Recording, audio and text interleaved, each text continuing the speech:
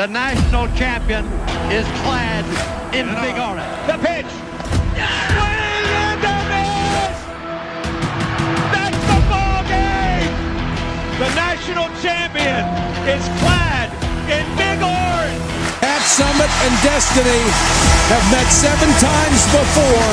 Tonight is number 8. Tennessee Volunteers have wrapped up an SEC outright regular season title. Connect with the SEC runs through Rocky Top. Tennessee wins the SEC regular season crown for the 2nd consecutive season. the 1-0. Indiana, right center field. Rock's on the move. Rock get there. Tennessee walks it off. It's a misstep. Deep range. Come on now. And don't get it. Robbie driving this time. Indeed. New hand there. Down the middle. Got it. Reply. It's high and again. And he's going to take it. Touchdown, Tennessee. Hey, how much fun is this? Man, Rocky Top. This is college football and it's absolute bad. Welcome to the Vol Fanatics Show. It is Sunday afternoon, 6 p.m. Eastern, which can only mean one thing. That is another episode of the Vol Fanatics Show. I am your boy, Skylar, my co-host, Michael. How are we doing on a fantabulous Victory Sunday? How are we doing? Hey, we're doing pretty good, man. Yo, Vols keep rolling. That's right. Kind of. Lady Vols. Hey, we eh. ain't got to talk about it. We Yo, do have to talk about it. Hey, we do. And, baseball and softball are just heating it on up. And No, for sure. No, Tennessee Football 247, he says it all right there. It is great to be at Tennessee Vol. Always is. We'll miss this team. But you know what? Even though the regular season's over with, we still got a long road to go, man. It's going to be fun. It's going to be fun. We're going to break it all down right here. First, I want to let you guys know who our presenting sponsor is, and that is Chris Smith Insurance. As a homeowner, Chris Smith was once let down by an insurance company. So he started his own agency where instead of feeling like a big company is fighting against you, you'll know that your agent is fighting for you. All insurance is not equal. Trust the Chris Smith Insurance right here in Oak Ridge, Tennessee today. Give him a call at 865-272-3387. Guys, again, Chris Smith isn't the agent that's just going to find you the best rate. He's also going to find you the best coverage. And if you do have to file that claim, he's going to be right there at your doorstep to help you through every step of the way. Chris, we appreciate your continued support of the show. So real quick, Michael, I guess give us a rundown of the 3 segments today. We got a lot to talk about. It's spring, which is arguably it's really not arguably the busiest season for college athletics, right? You've got basketball going on, men's and women's. You've got baseball, softball going on right now. Softball just started SEC play. We're going to talk about that. And then, of course, spring football just kicked off this week. So we've literally got it all going. If you want to give us a rundown of the 3 segments. Yeah, so we're going to start with men's basketball today, recap this week's games, including a nice senior day win against South Carolina. Segment 2, we're going to talk about the Lady Vols in the SEC tournament. Disappointing end to the tournament for them, but the future is still bright, really for this season for the Lady Vols. We're going to talk about that in segment 2. Segment 3, we are going to hit a lot on the Tennessee softball team as they started off SEC play this past weekend. Just finished up today with a series win against Georgia. Touch on Tennessee baseball with another series sweep. And then real briefly talk about spring practice. Not a lot to talk about, but just basically giving you an update of the spring game. And there's some news about a certain player that is participating in spring practice. So that's the rundown. And before I give you our segment sponsor, I do want to say this real quick. So for those that do listen to the Sports Animal, do want to give a shout out and prayers up to Tyler Ivins from the afternoon show, Tyler and Will. Tomorrow is going to be his last show for a little bit. He is having surgery, had a lot of health problems over the last little bit, and the doctors, he went in for tests and they told him, hey, you're going to have to get this taken care of, man. So he's going to be out for a little bit. Prayers up, Tyler. Hope that you have a successful surgery and a speedy recovery after all that is taken care of, man. No, right on. And before we get too far into it, Missy tunes in on Facebook, says, hey, what's up? Thank you for tuning in. I also want to give a shout out to the alma mater. I got to take this moment. Hey. I got to take this moment. The Lady Vols, man, Coach Hall got them girls rolling. They actually You mean Lady Raiders, right? Oh yeah, that's what I meant. Totally. It's orange, black, whatever. But Lady Raiders, Coach Hall took the Lady Raiders on the road, beat a powerhouse, I believe, in Wayne County to advance to the state championship tournament for the first time since the early 90s. That's huge. And on all things Raiders has kind of been rolling. I think the boys have a chance to kind of do the same thing here coming up soon, tomorrow maybe. And so it's all things rocking in Linville, Tennessee right now. And I just wanted to give those ladies and that coaching staff a big congratulations representing. And man, nobody better that deserves that. Yeah, and even further into that shout out there, a big shout out to Caitlin Bass, who, she doesn't show up in the scoring column that much, but she took a Miss Basketball candidate and completely shut her down last night. I think held her to like 8 points in the ball game. Just huge defensive effort from Caitlin Bass in the game. But fantastic job by the Lady Raiders last night. And you mentioned it, the Raiders have a chance tomorrow night. That's right. To do the same thing and make both teams go to the state tournament. It's just huge, man. I mean, just think about the sports year that they've had at Linville, Tennessee, at Richland this year. The football team going to the playoffs, I think, made it to like the third round. And then you've got basketball, both boys and girls doing their thing. Girls going to state. I mean, that's crazy. They cut down the nets last night, I think, when they got home.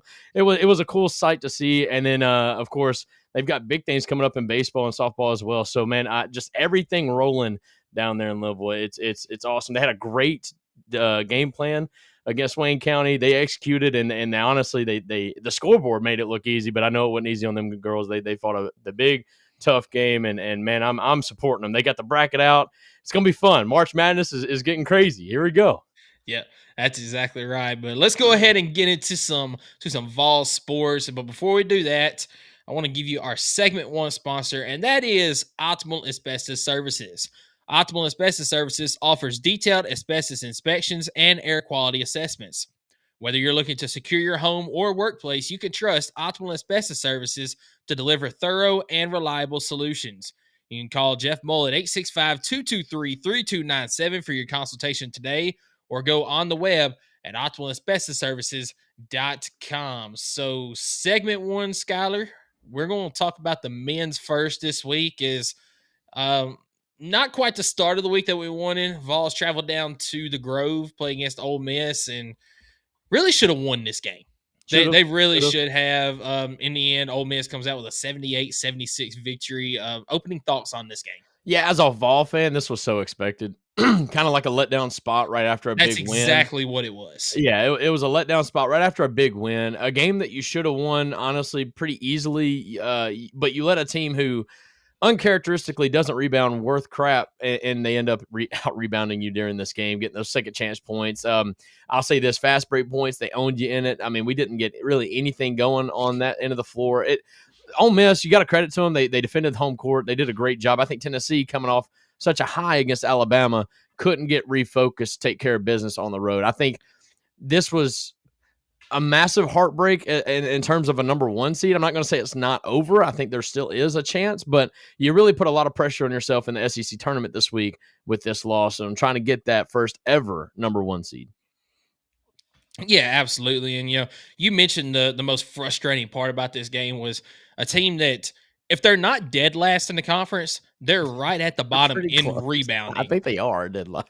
And you got out-rebounded in this game. We got the numbers there, 37-33. You got out-rebounded 15-8 on the offensive glass. Yep. And it's embarrassing, man, for that to happen in a game like this, a game where you still had lots of things on the line. You had already, at this point, locked up a top 4 seed because earlier in the night, Missouri got beat. All you needed was them to get beat, and you had a 4 seed, but you still had a chance for at least a 3.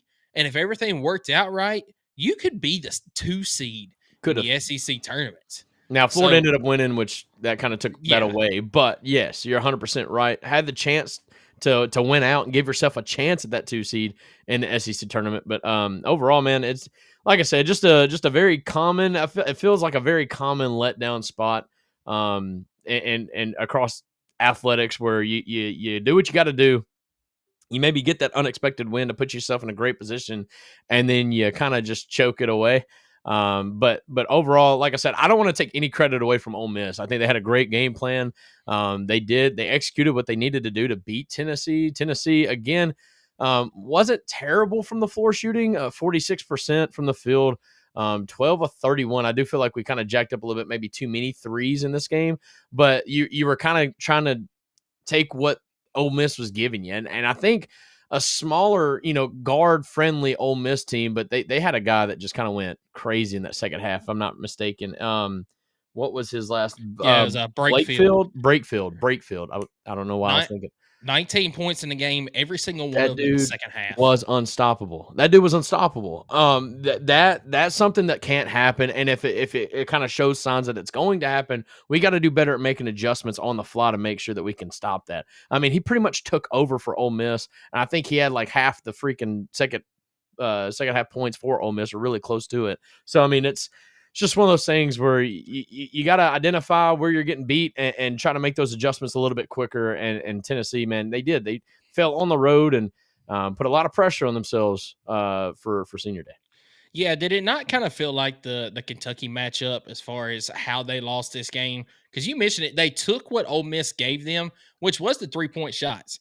Tennessee was 12 of 31 from the 3-point line, which credit to them for hitting 12 of them. Yeah. They didn't do that against Kentucky either time. They hit 12 of 31 from the 3-point line.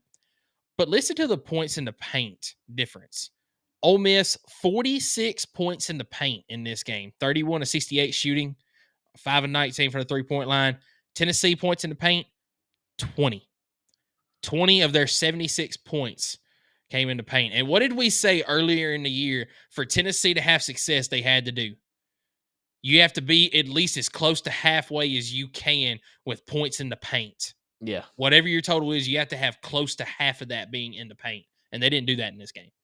Yeah, points in the paint. You brought up fast break points was 15-2. Yep. That hurts you. And then points off of turnovers. They outscored you 17-10. So you had a lead at one point. I think Tennessee I feel like they struggle putting a team away. I feel like multiple times in this game they were up by 9, 8, 7, had a chance to go up by double digits or even further, but you allowed to just let Ole Miss come right back on like 8-0 runs, 9-0 runs. I mean, right before half, I'm like, man, we could really put this thing away, put them down early. I mean, that arena was quiet for so much of that first half, and then you end the first half on like 2 scoring droughts and like of 3+ minutes long. That cannot happen. And I thought we were over that. It's been a while, I think, since we've really had those type of scoring just droughts. But they really reared its ugly head right here at Ole Miss, allowed the crowd to get right back into it, and almost Ole Miss took advantage of that. And they did a great job, and kind of like we were just going through the box score, and so many of these where I'm like, man, this is typically Tennessee's game, and Ole Miss just they found a way. And I got to credit again. I'm gonna say it again, but Brakefield that dude was unstoppable in the second half, and I truly believe he was the difference maker in this game. Oh, he absolutely was. But I do want to give some positives in this game. So what about that stat line right there? 25 made baskets, 23 assists on those 25 made baskets. And Zakai Ziegler had 15 of them in this game. I think he had like 8 in the first 10 minutes or something. I mean, he was lights out. But that's kind of same old with Zakai. I mean, I hate to downplay it a little bit, but that is Zakai's game. He is a shot creator, not necessarily a shot maker. Now, when he's on, it's going to be a good day for the Vols, but he is definitely what your offense is going to be running through, which is why it's been so frustrating that he's kind of been in foul trouble lately and having to sit for a lot of the first half and whatnot. But Zakai, he does his thing. He's really good at reading defenses, knowing when to drive, kick out, get those open looks, and he really does set his teammates up for easy buckets.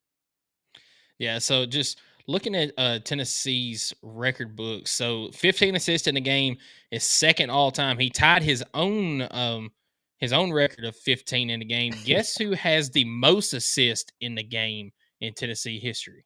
I just seen the list yesterday, so it's a little unfair of me, but I'm kind of blanking right now. Zakai is 2 of like the top 3 though, or 2 of the top 5. Jordan Bone, I think's up there, but he's not number 1. No. Okay. No, number 1 is Bert Bertelkamp with 16 assists in a game. Attaboy. Oh, I was thinking like total assist. My fault. That's on me. That's on me. I was thinking total assists in a career. That's on me. All right, so 16.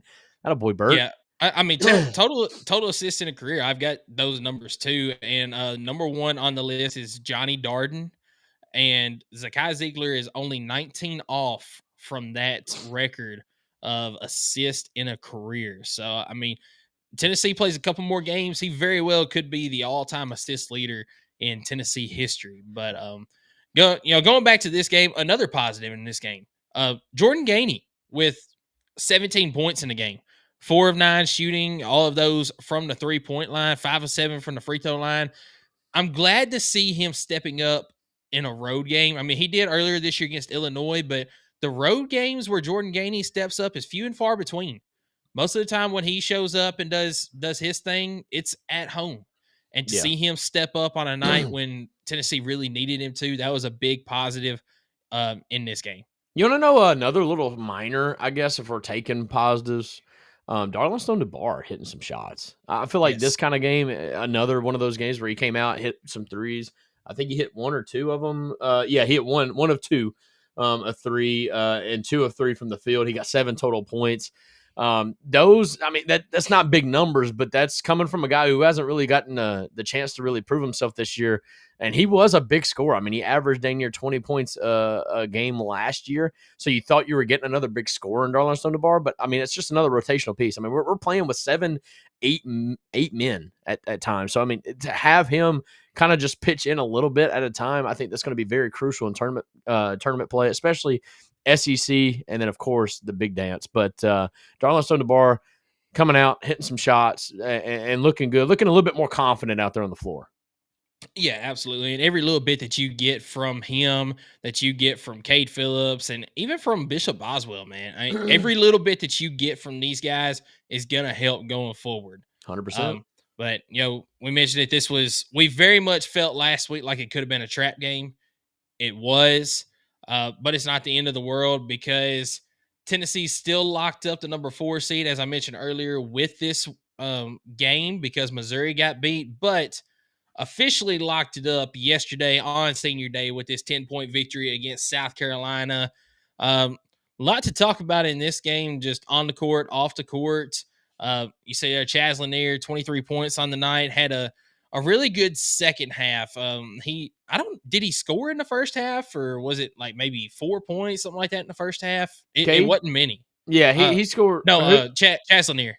He scored in the first half, but it wasn't. It wasn't many. No, because Igor hit the first couple threes. It was. He hit a couple mid-range jumpers, but I don't think he was lighting the box up or anything. But he definitely had points in the first half. I can't see the breakdown of how many points he had in each half, but no, I mean this was kind of, I'm not even gonna lie, this was a frustrating game to watch myself. This was senior night. I thought they were gonna come out with a point to prove, but then again, a lot of emotions.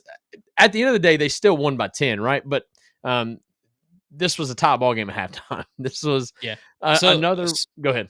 So I was correct. Chaz Lanier had 3 points at halftime, scored 20 points in the second half. Oh wow, what a big second half. Well, the reason why he only had 3 points though, and this is why I'm gonna just open the soapbox here. How many missed free throws are we gonna have in a game, dude? Oh my word, dude. This was a terrible game for the free throw line. 9 of 21. 42.9%, 43% from free throw. That is absurd. That is so bad. Now, honestly, after the first half, I think we started. Oh, what were we, like 6 of 15, 6 of, I don't know. It's something terrible. It was stupid. It wasn't sick. I don't know, but it was so bad. I'm like, honestly, we are going to lose this game, and the story is going to be because we couldn't make a free throw shot. And luckily, that wasn't the case. But you got to credit South Carolina. They came out. They were taking what we were giving them, which was the 3-point shot, and they were missing a lot in the beginning. But somewhere around the second half of the first half, they started making them in chunks. You kind of knew it was going to come at some point. Now, overall, you look at the scoreboard, the second half, they fell off a little bit, 8 of 36 from threes, but they came in with a clear game plan, and that's what they were going to do, and that's what they did. And they kind of put a lot more pressure than I'd ever wanted on Tennessee on senior day, coming off a close loss to Ole Miss in a game where it's kind of like a show me something game. And they almost did, man. This was a close one, but again, got to credit Chazlanier's big second half. He got a little bit more of those catch and shoot three opportunities, and he started making those. He is so good off of that. I don't know why. It seems like it's such a difference in the confidence of a shot when he just catches it off of like an assist attempt. But again, I'm gonna mention Cade Phillips here. You got him here in the box. 15 points, 4 rebounds, 3 blocks. Kid played like a grown man. That kid, and this is what I feel like he's had in him all year. I just don't think he's had enough opportunities because he's been sharing with Okpara. But in this game, Okpara got into foul trouble, really allowed Cade Phillips to take in that role to the fullest extent. And I like what I've seen out of Cade Phillips. I'm not gonna lie. I mean, from literally every point of the game. You know, this was one of those games where, because of Okpara being in foul trouble, Rick Barnes was able to see Cade Phillips on the floor and know that, hey, if I've got to go to him in the tournament, I can, because of what he can do on the court. And you know what I would love to see, depending on the matchup? I'd love to see a lot of 3-guard with Phillips and Okpara in the game at the post. Now, the only issue with that is Okpara is not a jump shooter. And Cade Phillips really isn't either. Like, if he gets past the free throw line, he's not hitting that shot. But anything from about 12 foot in, I'm confident with Cade. But I would love to see a 3-guard, 2-post on the floor type thing, if the matchup is good for that. I see Okpara and Phillips both on the floor at the same time, because their presence on offense, their ability to set screens, come off those screens looking for the lob, is unbelievable. And then both of them on defense, they are just unbelievable defenders. They're all over the place, guarding whoever you need them to, and just protecting the rim at all times. Those are 2 fantastic post players. And, you know, we've mentioned it before. I don't miss Jonas Adu at all because of what I'm getting from Okpara and Cade Phillips, man. Are you sure? Not even after Arkansas, what they did? No, I'm joking. No. Adu who? Adu who? No. This is I mean, as aside of it being a frustrating game to watch, there was some bright spots all around. The one low spot, and it does scare me a little bit. I'm not gonna lie. Zakai Ziegler getting 1 point, not taking a single 2. He went 0 for 2 from the floor, both from 3-point range. Is that something that alarms you going into postseason play? The fact that, I mean, the kid had, how many assists did he have? 8? He had 8 assists and only 1 point. I feel like you've got to have a little bit more than that. I agree with that, but the one thing that concerns me with that is those 8 assists from Zakai all came in the first half. Like, his first half stat line, he was 0-2 from the field, both of those being from the 3-point line, 2 rebounds, 8 assists. Second half, did not attempt a shot. 1 of 4 from the free throw line, and had nothing else on the stat sheet.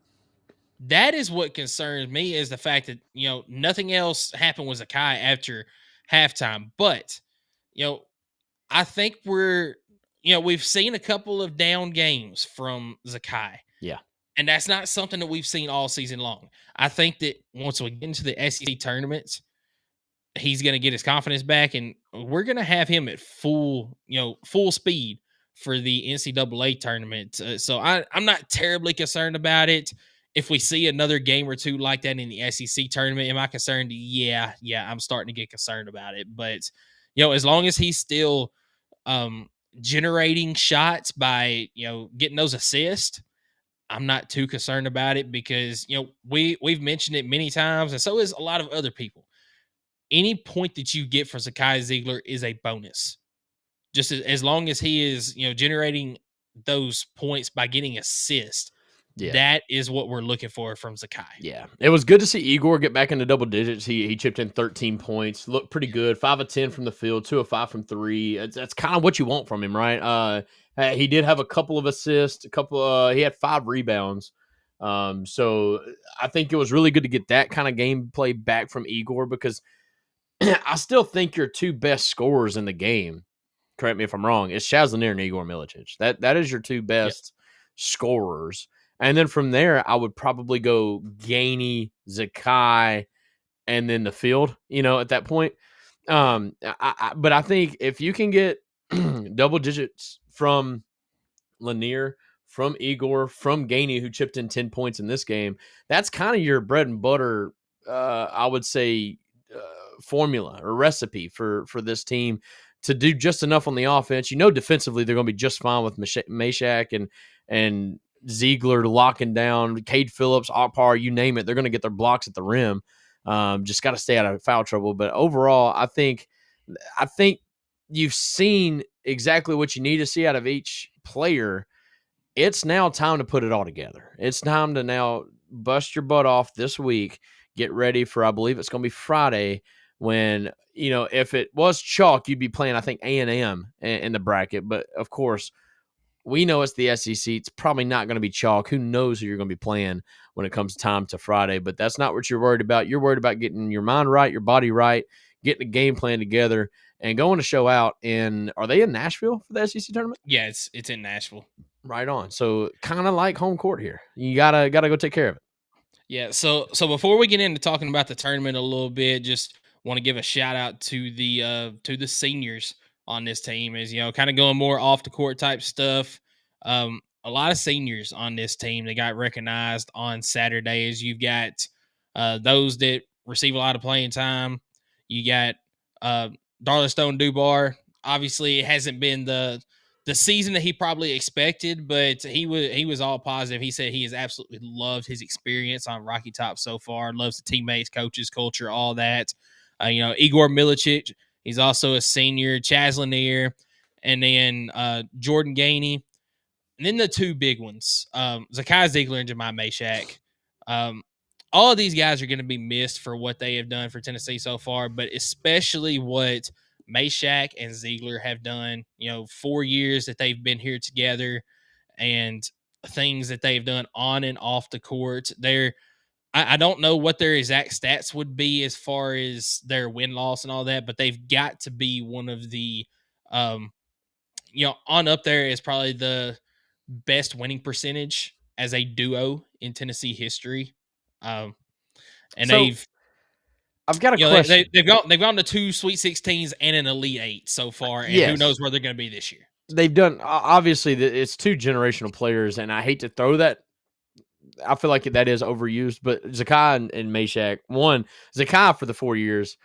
Meshack, I think, is going to get a lot remembered now because of the shot over Alabama. I think that's going to overlook all of his defensive play, even though his defensive play is just absurd. It's amazing.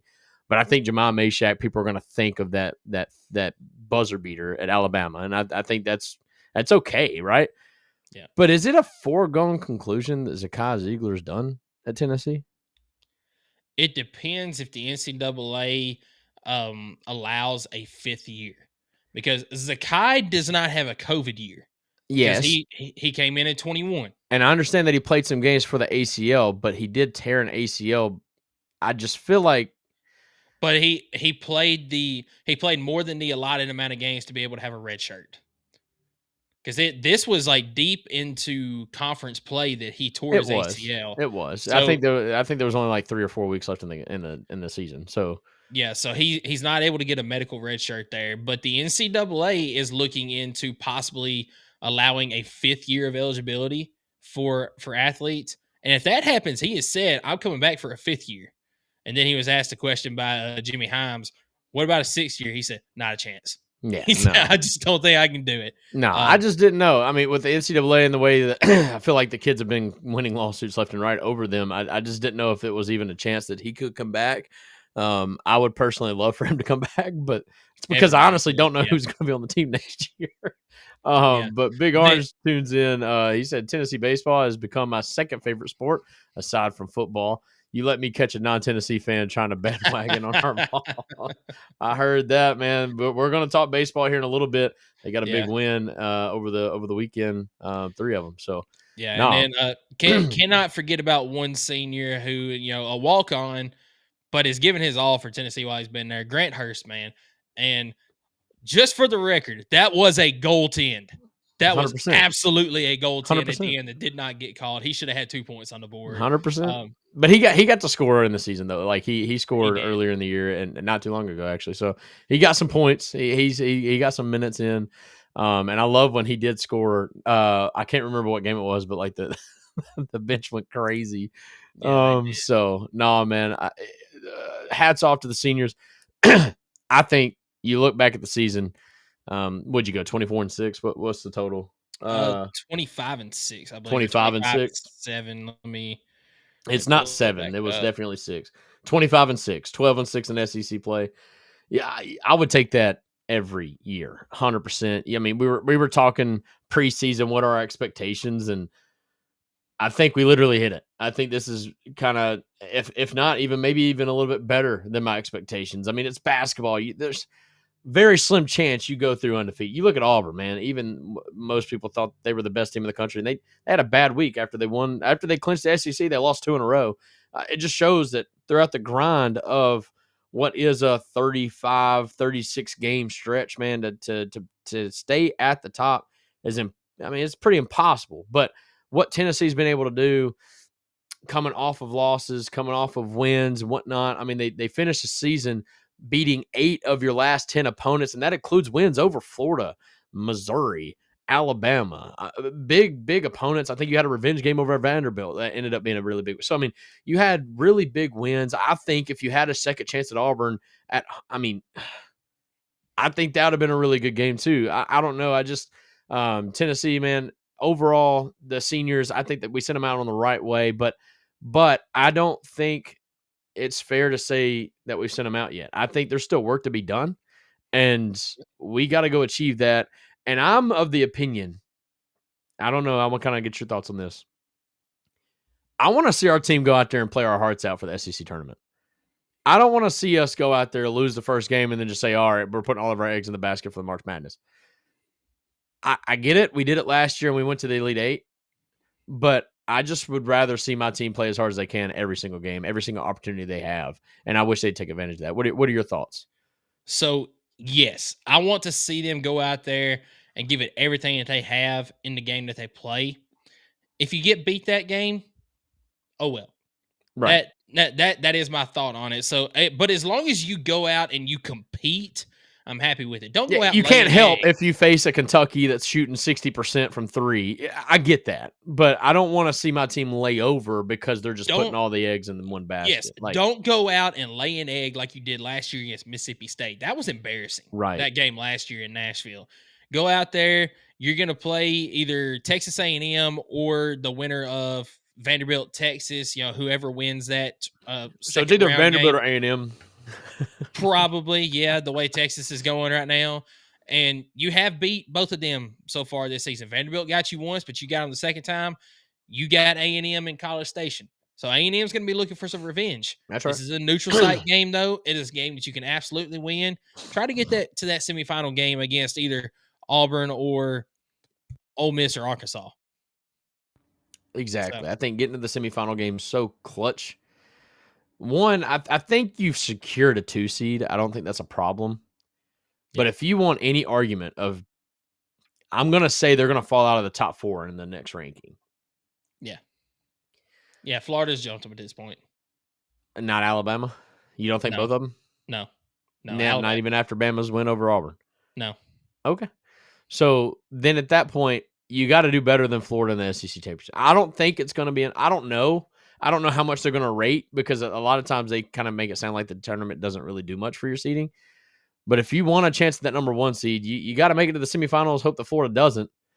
And then who knows, man? If you can get it to the championship game and Florida doesn't, I think you might secure the 1 seed. But man, you gotta go get it. It's going to be hard, and I understand that. But I don't know why I care so much about a 1 seed this year, but I feel like it means a lot. I feel like it's meant a lot every year.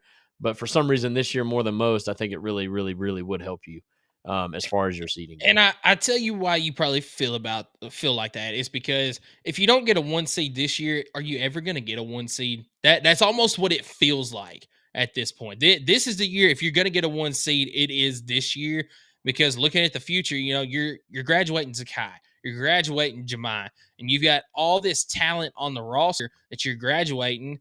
Yeah, Rick Barnes is really good at bringing in guys that are good out of the transfer portal. He's good at recruiting, but you know what you have now. You don't know what you've got down the road. So this is the year that you're like, okay, this absolutely can happen. And if it doesn't happen this year, we don't know when it's going to happen. That's why it means so much this year. I don't know if it will happen under Rick Barnes if it doesn't happen this year. I mean, I won't say that I disagree with that. But we also thought that after last year, us not getting it, there's no chance that we get it this year. Because we were like, okay, we lost Dalton Connect. That's a huge hole that's got to be filled. And you look at what this team has done this year to take that a step forward. So I won't say that it's never going to happen under Barnes, but I'll also say that it's highly unlikely for it to happen under Barnes if you don't get it this year. We did lose Dalton Connect. We also lost Adu, which kind of helped fill in that hole just in its own right. Adu who? Adu who? Man, you got anything else to wrap this up before we move along? So I do have one more thing. We cannot go without mentioning that Tennessee sent Bob Kessling at Burt Bertelkamp out the right way. Their final broadcast together in the Food City Center with the win on Senior Day. A really great tribute to them at halftime as well. If you saw the Facebook post earlier this week, Bob and Bert have been a big part of my life, as well as, a lot of Vols fans' lives. Growing up, anytime that I was not around the TV, I was always trying to find a radio, listen to Bob and Bert, listen to the patented money from Bert. Right. I mean, just it's going to be different hearing Mike Keith and whoever the color commentator is going to be next year for Tennessee basketball. But I know they're going to do a great job. But it's going to be really different not hearing Bob and Bert on the call for Tennessee basketball. So really enjoyed seeing that tribute that they had for them yesterday. And, I absolutely did what I said. And whenever I posted that, I had a game on my computer at work, had the sound cut off, and had the radio playing in my ear, listening to Bob and Bert's final call in Food City Center. And I will continue to do that for the rest of the season. Just listen to them so I can cherish the last few broadcasts that they have together. That's right, man. It's awesome what they've given to the university the last 26 years, really since 99, 98. It's been crazy to think of our entire lifetime. That's who we've heard on the radio. So it's pretty cool. And just a big congratulations to those guys. I mean, to go out on their terms. I don't think if anybody dislikes them or hates them, that's their problem. There's nobody that I've talked to that doesn't have just a massive amount of respect and love for those two guys. And I think that speaks to their character and who they are throughout their career. So no. And what about how blessed Tennessee fans have been with the Vol Network is, before Bob, it was John Ward. Mm-hmm. And then way back, you had people like Lindsey Nelson, and there's a couple others as well. And then now to follow Bob, you're going to have Mike Keith come in. I mean, just a fantastic list that Vol listeners have for the Vol Network. I mean, it's I think it's unbeatable, man. It shows how important that the radio and sports network is still for the Tennessee Volunteers. I mean, Mike Keith, for instance, to want to be the voice of the Vols. I mean, I'm not saying he could have chose who he wanted to work for, but he kind of could have, and he still chose Tennessee Vols. And I think that just shows. I think that shows support to our fans too, because they still listen. And I think that's what makes them want to be the voice of the Vols. So, I mean, I think that's a massive tip of the cap to everybody that kind of makes that decision for these guys a little bit easier to want to be there. So. Yeah, and I'd be remiss not to mention, John Wilkerson for baseball. You got Brian Rice for Lady Vols basketball and then Lady Vols softball. I mean, just a fantastic group all the way around that we have at the Vol Network. 100%. Lady Vols, not so great of a week, but I'm going to let you guys know who our segment 2 sponsor is, and that is, I actually just deleted the daggone, but it's P&L Business Services. Don't get me wrong, but I deleted my daggone photos. Here we go. Hang on. There we go. I'm so sorry. We're live, if you couldn't tell. But it's P&L Business Services, our segment 2 sponsor. We know firsthand that getting your monthly reporting, invoicing, bill pay, taxes, and other essential business services right is critical. That's why P&L Business Services, we go beyond bookkeeping by providing you with everything you need in your back office so you can have your time back and the peace of mind to do what you love most, which is building your business. Behind every successful business is a great bookkeeper. Guys, again, P&L Business Services, it's as easy as going online to www.pnlbusinessservices.com. They are also located right here in Oak Ridge, Tennessee. Guys, if you want to start a business, but you don't necessarily know the behind the scenes, how to take care of that money the right way, pay your folks, let P&L Business do it for you and help you keep your mind focused on the business. Thank you so much for your continued support. And we got to talk Lady Vols basketball now. Coming off the SEC tournament, in which they didn't go one and done because they dismantled Texas A&M 77-37 in a game where I'm like, oh yeah, we're back, right? And we were. Talasia Cooper, Jewel Spear, and a handful of other ladies just kind of went crazy. And I really feel like this was the game that we all knew that the Lady Vols could do. I don't think we ever thought that they'd win any game by 40, especially in a tournament. But Michael, what are your initial thoughts in this game? I mean, they didn't shoot the ball well. They didn't, but No. they did everything else they needed to in this game. They beat Texas A&M the way that they should have. I mean, just stifling defense as they forced 32 turnovers in the contest. And on those turnovers, they scored 37 points on those turnovers. Bench points 39-8. You out-rebounded A&M 43-41 and out-rebounded them 17-8 on the offensive glass. I mean, you just took an A&M team that did not have a good season and basically just said, get out of here. We're not even giving you a chance in this game. Yeah, I mean, this was a game where in 3 of the 4 quarters, you didn't allow double-digit points. A&M scored 13 in the first. Actually had a lead in the first quarter. 13-11 at the end of the first. It was an abysmal first quarter from both teams. And then after that, you only gave up 6 points in the second quarter. You gave up 9 in the third and fourth quarter. This was A&M team that just played really bad, I think.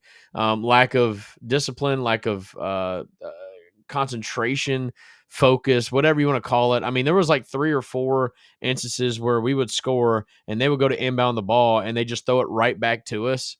Now, you got to credit our on-ball defense and keeping that pressure up, but A&M's got to be better than that. I mean, you can't just give it right back to us. I think Talasia Cooper got a couple baskets just like that where she would pick off the inbounds and then put it right in for a layup. I mean, it was great play by our Lady Vols, but I got to be honest, this was just a really bad game from Texas A&M. Am I wrong?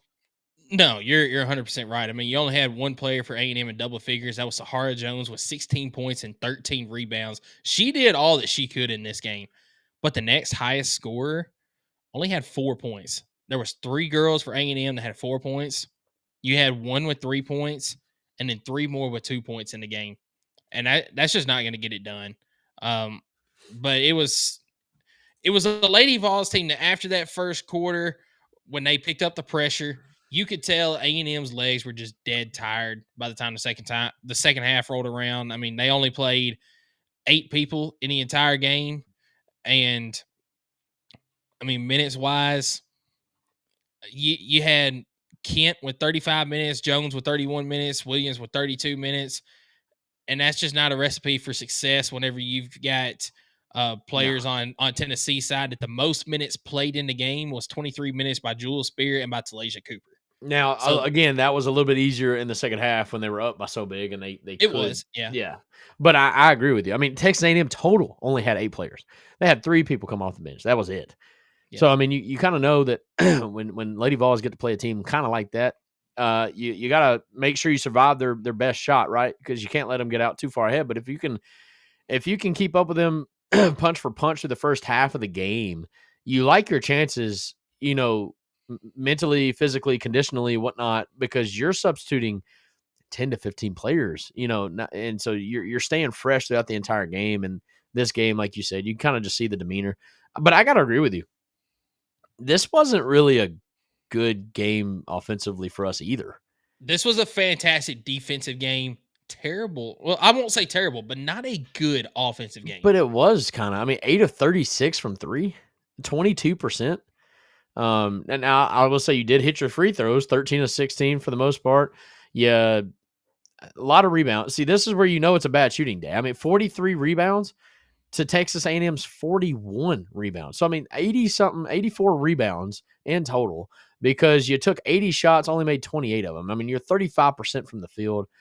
80 shots in a game is insane.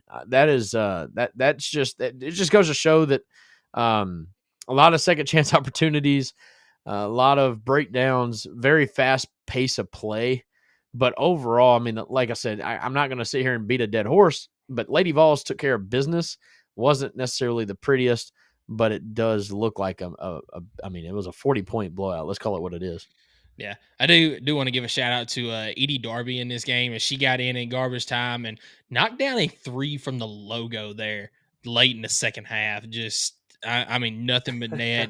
we all know Tess Darby, her sister. She's one of the best 3-point shooters in Tennessee history, and to see her little sister come out there and knock one down from the logo, it's like, okay, we got another 3-point specialist coming in the next couple of years, But yeah, this was just an old-fashioned take you out to the woodshed butt whooping that Lady Vols put on Texas A&M. Did exactly what they needed to. And it's unfortunate that it goes down from there as next day, Vanderbilt kind of did the same thing to you there for a while. Oh, yeah. As they end up with the 84-76 victory in this game. Yeah, but I will say this. I felt like we were a little bit more efficient in this game. It just overall, man, Vanderbilt's got some players. You look at Mikala Blake's, Iana Moore, and they had another player just kind of popped off. Name's not coming to me, but they really controlled the game. But between the boards, one of them, Pierre, that's the other one, number 12. Yeah, Camille Pierre. Yep, Camille Pierre, 15 rebounds. 15 rebounds on the board, just really dominated. She also pitched in 16 points herself, had several steals. So, Vanderbilt came out, they played. I was hoping that because our Lady Vols got a chance to play earlier, they would kind of already be a little bit more comfortable in the court, be able to use that momentum from that 40-point game and just kind of carry them. Vanderbilt did not even let that happen. They stepped right in, kind of beat you up, and they took advantage of it. But yeah, Vanderbilt's got some players. They really stood on business here. And what you got's what you got. I think honestly, this is not as big of a margin as I felt like it was. 76-84, 80-point loss, but I felt like it was actually a little bit more than that. I think the Lady Vols did fight there a little bit more at the end, but Vanderbilt really, really controlled and won the game, and you got to tip your hat off to them. I don't think they beat South Carolina. South Carolina won the whole thing. So overall, just I guess you exited one round early. Didn't get the chance against South Carolina. So. Yeah, the difference in this game was the third quarter is, first quarter you were outscored 27-20. Not great, but 7-point deficit, that's not terrible. You did make up 1 point in the second quarter, took a 6-point deficit to halftime. But the third quarter, you come out and get outscored 24-15. You did outscore Vanderbilt 28-21 in the fourth, but by that time it was too little too late as it was a 15-point deficit at the end of the third quarter. And that's right. Even a team like the Lady Vols that can come back from just about any deficit, it's just a little bit too much to make up, especially when it was still a 9-point game with about 3 minutes left. And as long as Vanderbilt's still hitting shots and hitting free throws, it's hard to come back from that. The big thing that stands out to me in this game is the fact that Z Spearman only had 5 points on 2 of 5 shooting. Yep. Because the rest of your people that you normally expect to score got their points. Ruby Whitehorn with 14 on the day. Talasia Cooper, Samara Spencer, and Jewel Spear all with 13 points in the game. You got what you needed to from them. But the one person that I've been saying for the last month or two is that Z Spearman is your X factor. And if she doesn't score, then the Lady Vols are going to be in trouble. She only had 5 points on the day, did have 10 rebounds, which is good, but it was just, it wasn't enough. You need a little bit more from Z Spearman in a game like this. Need a little bit more for sure. And you didn't really have that one lady that just popped off either. Like you mentioned, you had 4 players, 13 plus points. You had Spencer, Cooper Spear, and Whitehorn 13, and then Whitehorn had 14 points. Yes, but you didn't have that one, 19-point score or 20-point score. So that hurt a little bit. But I'll be honest with you, man, aside from the scoring because honestly, our efficiency wasn't that bad across the board. It was just poor defense. Boy, you couldn't get back on anything. You allowed a lot of transition points happening. Just a little bit careless with the ball. Got too many turnovers. I mean, this was just Vanderbilt kind of bullied you the way that you would want to bully another team, and that's where I think the game was lost, in my opinion. And that's where I feel like we've struggled a lot this year is you get a basket and then turn around and they go, I mean, literally from the inbounds to the bucket, and we're not able to get back on defense. And that's something that I can't believe I'm stressing because this team plays so fast that you think that would be easy for these ladies to do. But that is a struggle that we've had. And I think Vanderbilt really, really took advantage of this. A lot of fast break points here, a lot of points off turnovers. It really took advantage of the Lady Vols. Poor defense. Yeah, they absolutely did. And that's something that we've talked about this year numerous times, that you're going to have to start getting back on defense. It's been an Achilles heel for the Lady Vols all season long, just allowing that throw over the top, another pass over to the middle, and you've got a 3-on-1 situation that's not going to go the way of the Lady Vols most of the time. And that's kind of what you saw in this game. And sometimes it was nobody back as that last line of defense. Yeah. But I do want to pull up this comment here from Kim Caldwell in the post-game press conference. And I want your thoughts on this. Right. On the last week and a half, we've seen disappointing efforts over the last week and a half from the Lady Vols. Going back to the Georgia game, and then before that the Kentucky game. She said it's been really disappointing. We haven't played well. We need to rest. We need to get healthy, and we need to get back to it. We haven't managed our workload well in the last section of the season. Thoughts on those comments from Kim Caldwell? I mean, it sounds a little bit like coach speak, in my opinion. I mean, you don't have to. I don't know. I mean, I would say, yes, every team needs the rest for sure. I think you got to take advantage of the opportunity, right? This is the opportunity you got. You got out a little early. So what are you going to do with it, right? This is obviously not the big dance. So you do have a second life. You do have a second opportunity. What are you going to do with it? At this point, you played yourself out of hosting the first 2 rounds, which I think stings. I think that's another thing that's kind of heavy on her mind. So it's all about the opportunity of wherever you're going on the road, taking, and really laying in my opinion, got to get to the Sweet 16. Because I feel like you've been a top 15 team all year. That's the reason why I say that. I mean, obviously any other year, probably not, but you've shown the ability to really, one, you beat UConn. Sure, it was at home, but I mean, you beat them. It wasn't like a buzzer beat or anything. You beat them by 4 or 5 points. You've really stayed within 3 or 4 points of dang near every opponent that you played up until the last week or two of the season. So this is the chance and the opportunity. Sure, you rest up. You're out a little bit earlier than the rest of the teams. Get your mind right. Maybe go to the film room. I think that's where this team could learn a lot. Because you could really show and point out the fact, hey, this is what happens when we play fast. But we've said it all year. When you play out of control, it doesn't matter how fast you play.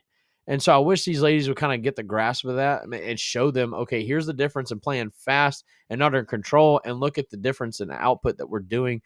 And that's offensively. And then also maybe showing the ladies a little bit something on defense. We got to do better. I was looking at the stats here as well. Another thing that really killed us was fouls. Against Vanderbilt, we had 24 fouls to Vanderbilt's 12. That can't happen. I mean, look at the free throw numbers. You can see it right there. You had 8 attempts and you went 3 of 8. Vanderbilt had 16 of 22. So I mean, honestly, the game was won right there. I mean, you could literally look to something just as simple as that. So I mean, got to do a little bit better. Obviously, defensively, being smarter on ball decisions. Got to be smart about fouling, when not to foul. And then, offensively, I think your shooters are going to shoot. I think the scoring is going to be there, but I don't know. What do you think from Kim Caldwell? Is that a change in practice, or what are you taking from that? What are you taking from those comments? So, I mean, obviously at this point in the year, everybody's tired. I mean, you've just played 30 something games in a season already. It's March. but it's not just you. It's every team is tired. I And agree. I completely agree with that, Jeremy. I agree. Yeah, you cannot lose to them ever. But I mean, you're a team that about the most amount of minutes that you'll see any player play is 30 minutes. And that's if you got people in foul trouble and you've got to play some people for 30 minutes or more. Most of the time it's around, the 25, 26-minute mark that you're playing. Granted, you are playing full speed that entire time because that's how Kim Caldwell wants you to play. When you're on the court, you play like it's the last time that you're ever going to come onto the court. Sure. And then she's going to get you out of there, get you a quick breather, and you go out and you do the exact same thing again. But I still don't feel like that right there is what has caused the kind of fall off over the last week and a half. I think it's like you said, the defensive effort it hasn't improved over the last month of the season. No. It's, if anything, it's kind of fallen off. I mean, so I won't say the defensive effort, but their defensive game plan has kind of fallen off. They're over rotating a little bit too much, being a little bit too aggressive on that running and trying to trap the ball handler coming up the court, and teams recognize it at this point. Any good team does. And they'll wait for that double to come and look up the court, hit that skip pass, and then it's one more pass, layup. And it's the easiest 2 points ever. All they got to Yeah. do is get past that first little, like you mentioned, the first double team. And that's what's frustrating as well, is like a lot of our opponents' points are coming because of our failures on defense rather than their good offensive game plan. But yeah, I agree with you. So it kind of sounds like though that you're kind of in agreement with me that the whole we're tired, we need to like that's kind of baloney. Not that it's baloney. I get it. Everybody's tired, but your team, with the way you rotate and the way you don't really push any one player, maybe aside from a couple, sure, that play 30 minutes, but like teams that like Vanderbilt or whoever that only rotate 8 or 9 players, like that's a little bit more understandable, right? Yep. Or I don't know how to say this without making it sound like our girls are not tired. I get that, but like it should be easier for you to be able to play multiple. This is why we've said that this team, I feel like, is built for tournaments, is because they can come off rest a lot easier, or come off multiple games in a row a lot easier than a lot of other teams. So I agree. Yeah, and my other thing is I feel like over the last few games, you've seen a rise again in the number of 3-point shots that you are taking. We saw the success in the middle of the season, especially in that UConn game that you won. Your focus was on getting to the basket. Yep. And, if the 3-point shots were there, then yeah, take them. But I feel like at times we're forcing those threes again, kind of like you saw towards the beginning of the season. You forced a lot of threes. I mean, in this game, you took 29 threes out of 68 of your shots. You only made 9 of those threes. I mean, that's good for 31%. 3 out of every 10. You'd like it to be around 4 out of 10.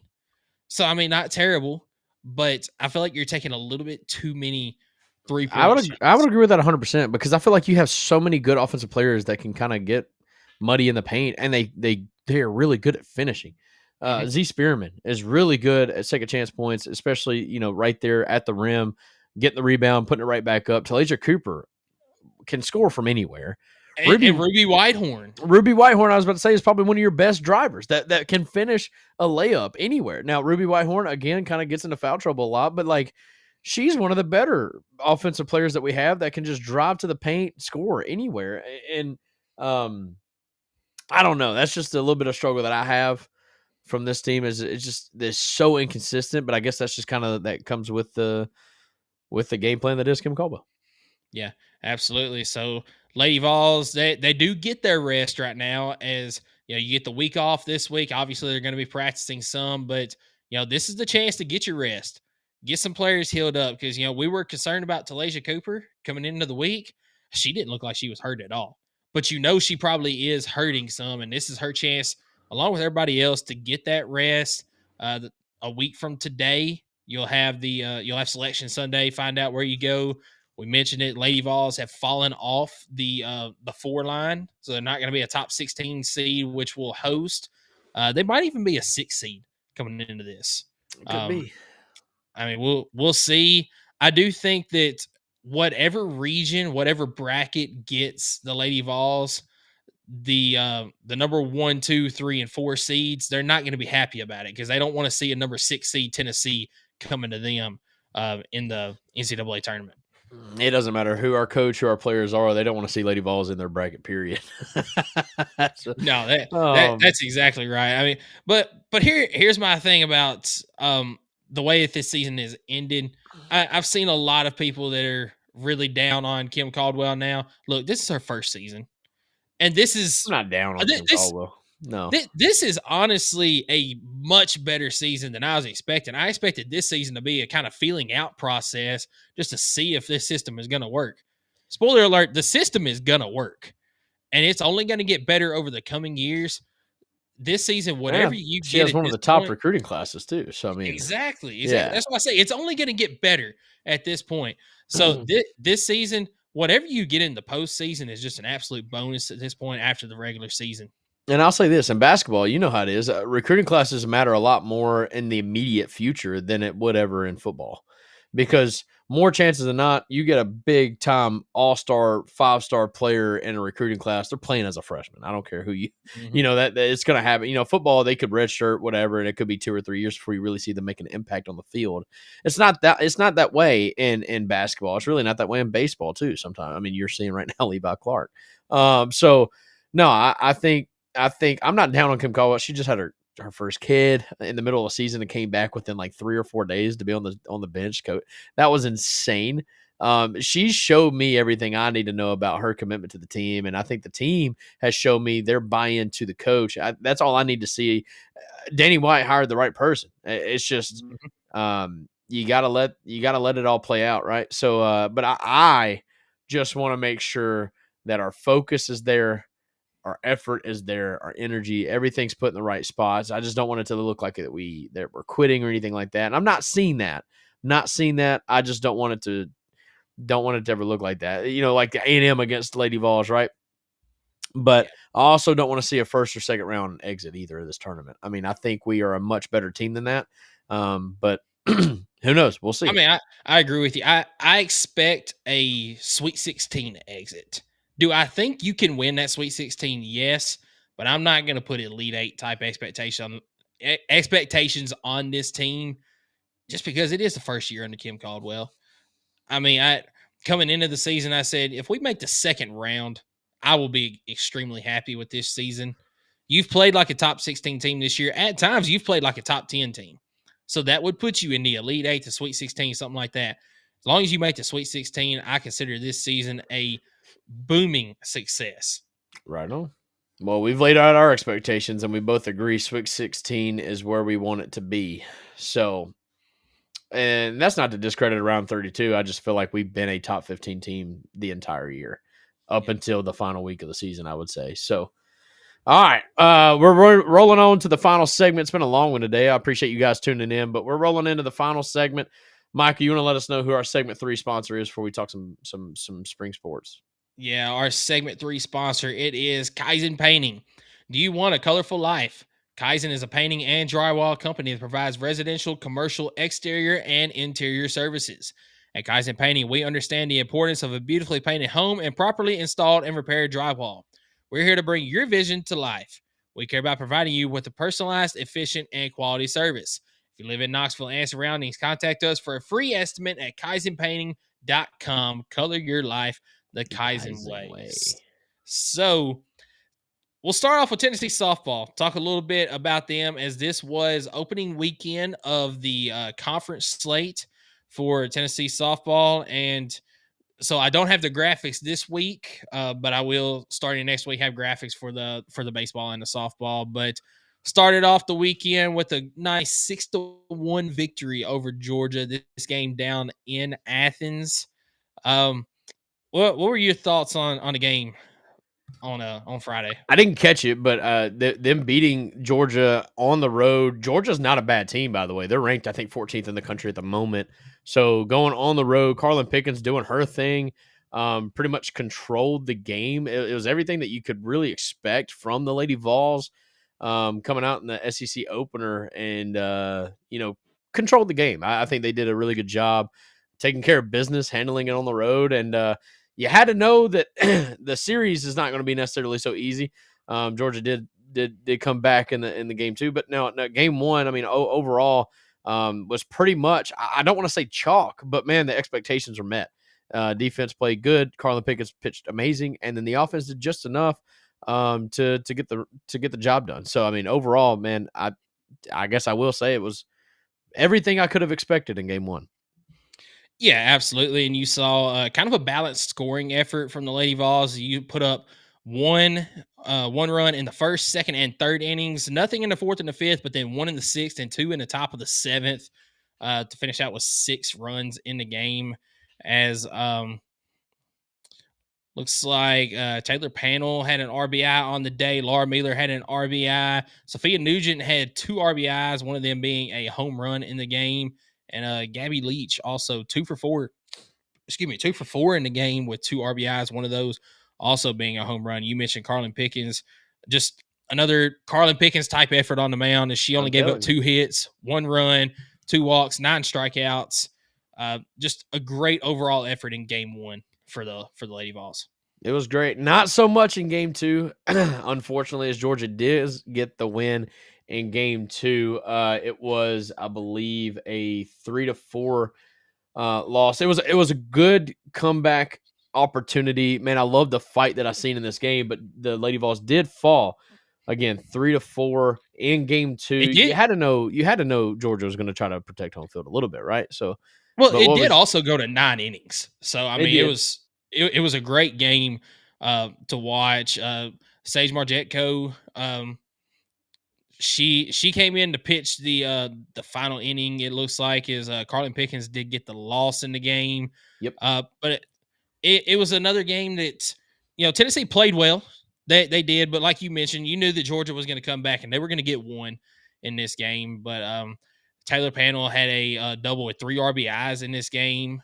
Trying to look, that's you had one big inning that you brought it back. You had the one big inning that you needed. It was in the 5th. You were losing 3-0 right out the gate, right in the first 2 innings. You dropped down, but you had the big inning. Taylor Panel, by the way, going to be one of the bright spots of this team, 100% offensively. In the 5th inning, she doubled to about, I think, left center, and that scored, I think, 3 Lady Vols. Fielder, Morgan, and Leach scored on that play. Was able to tie it up, and then, like I said, that pushed it into overtime. Went 7th, 8th, and 9th inning where you unfortunately drop it.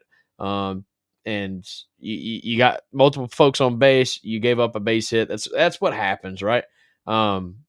This was an awesome game to watch, though. I did catch a couple of the innings. It's hard because it was Saturday, so you got basketball on one, you had softball on another, you had baseball on another, and you're just trying to watch all of it at once. But overall, the Lady Vols did drop this one. I'm trying to look here at some of the offensive leaders here, and Taylor Panel had a 2-for-4 day at the plate, 3 RBI, and she also walked once. Kenzie Fielder was 2 for 3 in the game. And, yep. I was trying to figure out who she was. That's the transfer that we got from Washington this past season. There you go. And that was the majority of your hits. I mean, Boo Gibson went 1 for 5. Not a great day at the plate, but she did log a hit. And then Bella Fogg on 1 for 3. Your shortstop there. You tallied 7 total hits. You did get walked 6 times. Try to get some folks on base. But overall, you just got to put a little bit more effort into each inning. You got the big inning in the 5th, sure. But got to get that a little bit more consistently. But again, guys, Georgia is a good team. I think they were ranked 14th in the nation. This was a team that 2 years ago was second in the conference going into the final week of the season behind Tennessee. Yeah. And I think they finished like towards the top last year. They're going to finish at least middle of the pack this year. So it's a good Georgia team. No, it's a very solid Georgia team, and Georgia team that I think is going to be at the top of the top quarter probably of the SEC standings come into the year. So, Lady Vols again going 1-1 there, but they end up clinching the series today as they get the win over Georgia. What was the score of that game? It was just today. 5-2, and Sage Marjetko with a very good effort on the mound today. She went all 7 innings, only gave up 5 hits, 2 runs, 3 walks, 8 strikeouts. Just a fantastic effort from her on the mound today. And Boo Gibson. Yeah, Boo Gibson with a huge 3-run home run. We had a massive inning. Was it the 4th inning or something where they just freaking unloaded? Panel, I think, got a double or something, scored 1 or 2, and then Boo Gibson came in right after that. Yeah, all 5 runs were in the 5th inning. As 5th inning. Yeah, Taylor Panel doubled. Let's see, Kenzie Fielder and Schuler were on base. Schuler scored off of that one. Then you had the Boo Gibson 3-run shot. That was a mammoth of a home run. And then Sophia Nugent doubled to score Dodge in the game. Georgia tried to make a late comeback. They scored 1 in the 1st. Oh, and they scared did not me, score dog. again until the 7th. But the 7th, they loaded the bases with no outs. That scared me because you were only winning by 4. And sure enough, they got a run across. But credit to Lady Vols, they got a couple pop outs, was able to put them away. But yeah, they definitely made it a little nerve wracking there at the end. Georgia did try to make a comeback there at the end. But overall, man, just a great series win. I mean, opening series. You go on the road to Georgia, top 15 ranked team, and you come away with the series win to start the year. I think good things to come. I mean, in the one game you lost, you went into overtime pretty much. You went into extra innings, and arguably had a chance to win that game, and you dropped one. I think it's a great learning point for Karen Weekly and this team, and I'm really excited, man. We talked about Karen Weekly and the way she's built this program, the way she's built this roster. I think this team can kind of do anything they want to this year as long as they're clicking. And right now, we've seen it in the SEC. It's not necessarily about getting sweeps. It's just about winning those series, right? And so as long as you can keep that up, they can pretty much achieve anything they need to. Yeah, so it looks like this coming weekend, this coming week, they have non-conference matchup. Is in softball, you normally do have 1 week where it's a non-con matchup just because of the number of teams. It's an odd number. There's 15 teams in the conference instead of 16 because Vanderbilt does not have softball. That's what I was about to say. Not every softball team, or not every college has a softball team. So yeah, so Vanderbilt does not have a softball team. So 1 week out of the season, you get a non-con matchup, and that's going to be Tennessee this week as they play a midweek against Duke. That is going to be at Sherry Parker Lee Stadium on Tuesday, and then a weekend series at Sherry Parker Lee against UConn this week. So a good, won't say bounce back week because you did get a season or a series win this weekend, but a good week to try to straighten up a few things that you probably need to fix before you have another conference matchup against Arkansas next weekend.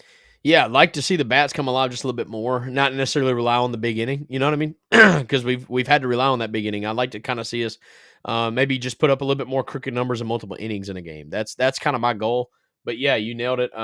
We played Duke on Tuesday night at 6 Eastern, and then the Friday night matchup starts the series with UConn. That'll be at 6 Eastern. Saturdays at 2 Eastern. Sundays at noon, pending weather. But man, it's getting warmer outside.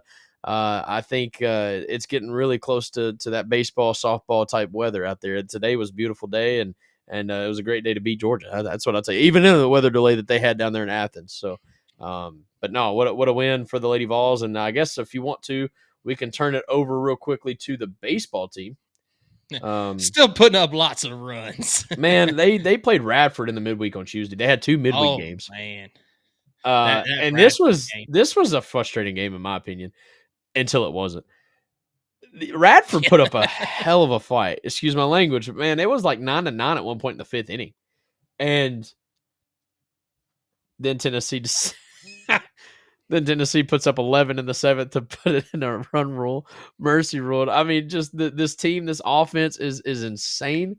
Was it this game where they had this? Wasn't the three? It was 3 grand slams, and 2 of them, and 2 grand slams were in the same inning. Yep, you had in the 3rd inning a Reese Chapman grand slam, I believe. Let's see, go to the 3rd inning. Yes, Reese Chapman with the grand slam in the 3rd inning. And then you go over to the 7th inning, and you had Andrew Fisher with a grand slam, and then Blake Grimmer, man, the walk-off moonshot. He sent it That home, baby. hey, it looked kind of a Drew Gilbert-esque on that home run. It was just, as soon as it left the bat, you knew it was gone. Did the little walk off like Drew Gilbert used to do. Just and that made it 7 grand slams that this Tennessee squad has hit in 12 ball games at the time. There's That some is baseball insane. program. There's some baseball programs that in 14 games don't have 7 home runs. Period. And they had 7 grand salamis. They win 22-9. They tally up 16 hits. They did give up 8 hits. I will say that our defense we're going to have to clean up. Now, as long as our offense keeps playing the way they do, I mean, how dare I say anything about my defense when they're undefeated, right? But they have been showing me some signs of errors. I mean, they've had 4 errors in this game. They've not been playing clean baseball behind the pitcher, but it's not really shown itself that much because they just keep winning and they just keep hitting home runs. And overall, man, this was a story of the game for me though was Gavin Keelan taking a step back, only going 2 for 4 with 2 RBIs and no home runs in this contest. I mean, he looked human, right? Exactly. Human. Dude's been tearing the cover off the ball, but all we did was have Andrew Fisher step up and go 2 for 3 and had 2 home runs in the contest. One of them a solo shot, and the other one being that grand slam. I mean, he's really the transfer play this season for Tennessee between Andrew Fisher, Gavin Keelan, and then Liam Dole on the mound. The Ole Miss Tennessee has been Tennessee has been great. How do you think Ole Miss feels right now? I mean, I don't know, man. It's the same way. I mean, we gave up 2 or 3 players to Ole Miss in the football field, right? Where you had several of our secondary players, defensive players went to Ole Miss. It's weird, man, because that's just the way it is now. I feel like, it's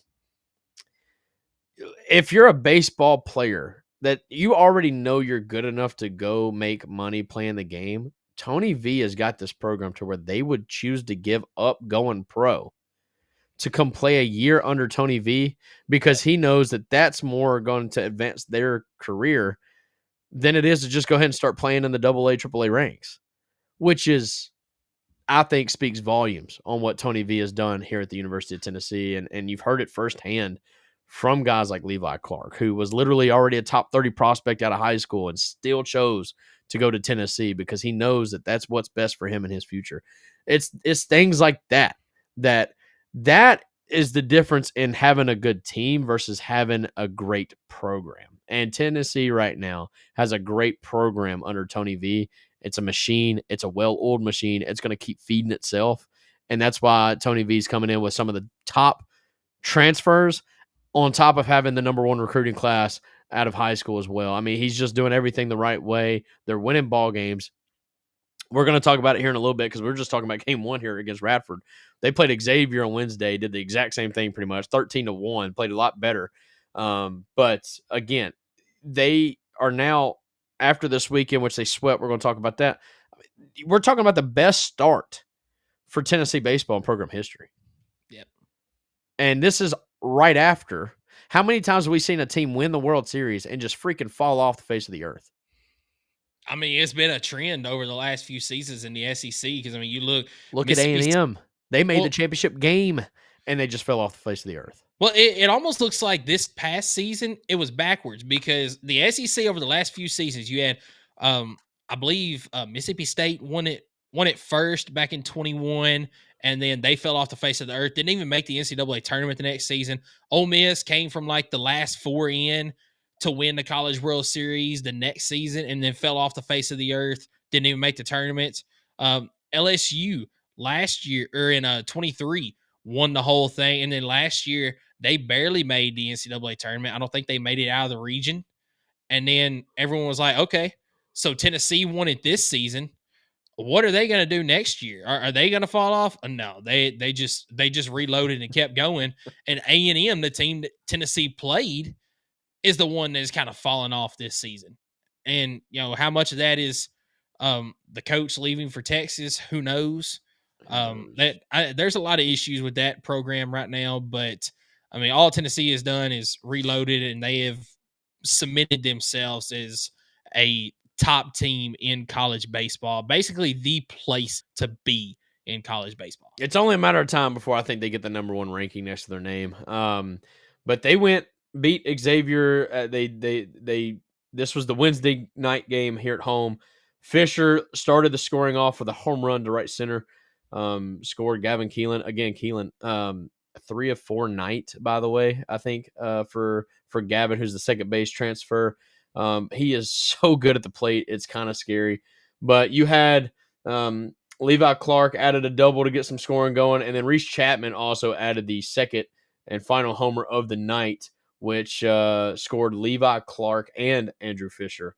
So that's what got Tennessee pretty much the job done against Xavier, winning 13-1 and advancing to 13-0 on the season. And shout out to the crowd on a second midweek game, still had almost 5,000 in attendance at this ball game.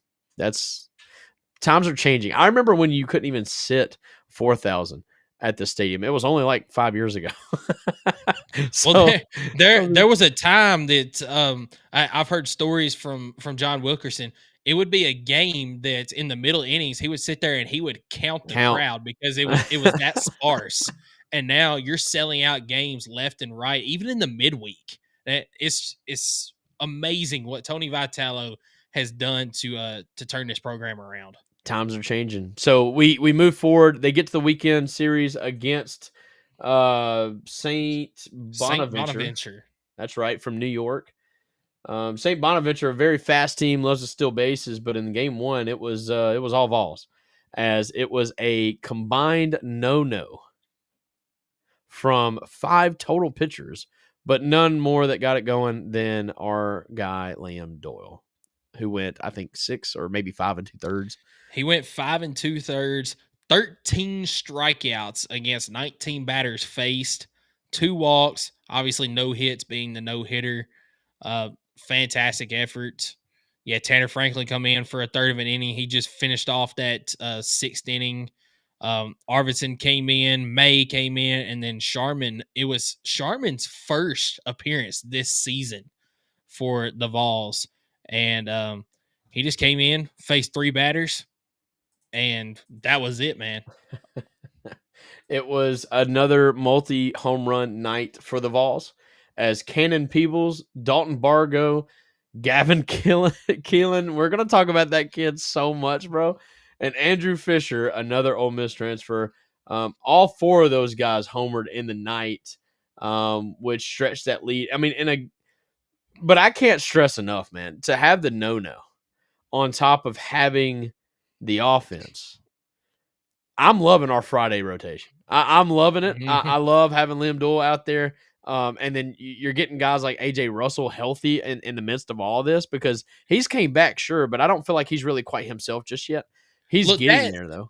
So that's the crazy thing about this 2-year stretch so far is last season, Tennessee won the national championship and just dominated college baseball. And their best pitcher didn't even play all season long because he was dealing with injuries. That's and right. So far this season, arguably the best pitcher on the staff, it might be second best now after what we've seen Liam Doyle do. Liam Doyle is doing his thing, bro. He still has barely played. I think he's pitched, maybe 3 innings all season, 2 innings, something like that. Yeah, he's just to still coming back. Just getting his toes wet, really, is all he's done. And, yeah, I mean, that's what I'm saying. So, I mean, to have the rotation that we have right now, and the way this offense is scoring. I mean, you look in this game, they scored – did they play 7 innings? It was a run rule, right? They played all 9 innings. They did play all 9? Yeah, okay. So St Bonaventure elected not to do the run rule. That was the only time they did that. Yeah.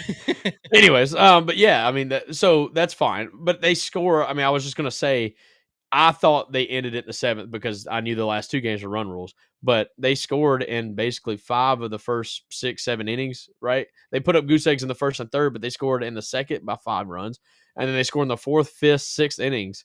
And, you know, if they finished out, they didn't get run. That's okay. I'm just saying, like, the way that this team, again, a lot like last year, no matter where they are in the lineup, you feel really good about it. And, you know, I feel a lot better about this year because, you know, last season we talked about there was numerous games where the bottom 4 in the lineup kind of disappeared. It was just the top 5 in the lineup doing all the work.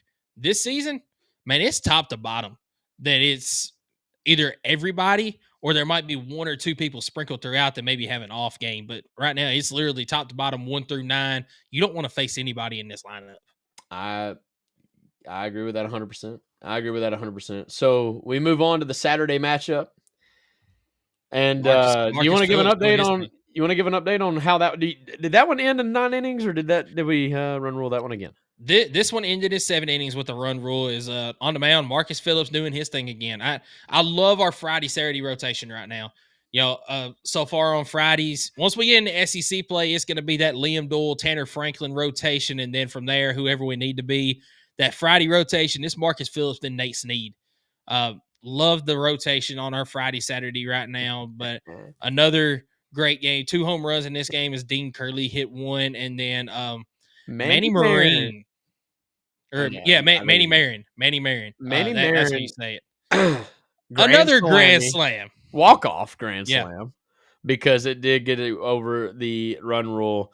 Manny Marin, I believe, is a freshman. He is true freshman. Steps in, sends it to the porches. What another impeccable game. This was it kind of felt more like a small ball game. I'll be honest with you. Tennessee's first score of the game was in the second when Dalton Bargo singled, scored 2. And then you had Fisher in the third, double, scored 1. Inslee flied out, scored 1 in the 5th. Fisher, again, sacrifice fly, scored 1. So it was a lot of small ball, but then Dean Curley in the 6th homered, scored a couple, and then Manny Marin in the 7th got the grand slam. You knew it was a matter of time. It feels like with Tennessee, it's only a matter of time before you give up the long ball, and it feels like there's always another one with it. Yeah. I don't know why, but it's like, I'd almost bet money that anytime we get a home run in a game, there's always a second one. I don't know if we've ever had a singular home run game this season. I'm going to have to fact check myself there, but I'm pretty sure we've had like literally nothing but multi-home run games this year as the Vols get another win, 11-1 on Saturday. And you said it best, man. We had great pitching on the mound. You held them at bay, and then the offense kind of did their thing right behind it. And I'll be honest with you, St Bonaventure started it with a home run to right field in the first. And I'm like, okay, here we go. And then that was about the end of their scoring for the day. So baseball doing their thing against, obviously not the best competition here, but it's baseball.